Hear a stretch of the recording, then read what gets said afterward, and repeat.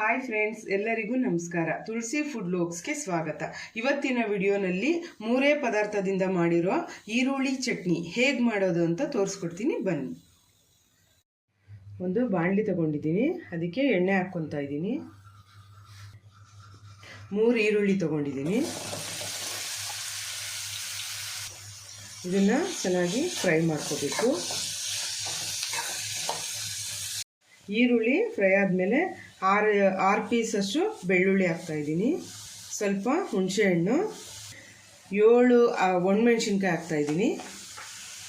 ಇದನ್ನು ಸ್ವಲ್ಪ ಫ್ರೈ ಮಾಡ್ಕೋಬೇಕು.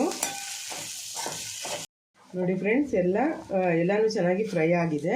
ಈಗ ಇದನ್ನು ಆರೋದಕ್ಕೆ ಬಿಟ್ಬಿಡಬೇಕು. ನೋಡಿ ಫ್ರೆಂಡ್ಸ್, ಇವಾಗ ತಣ್ಣಗಾಗಿದೆ. ಇವಾಗ ಮಿಕ್ಸಿಗೆ ಹಾಕ್ಕೊಂಡು ರುಬ್ಕೋಬೇಕು. ಹಾಕ್ತಾಯಿದ್ದೀನಿ.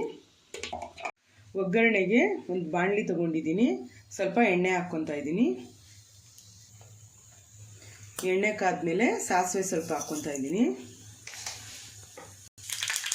ಕರಿಬೇವು, ಉದ್ದಿನಬೇಳೆ ಹಾಕಿದ್ದೀನಿ.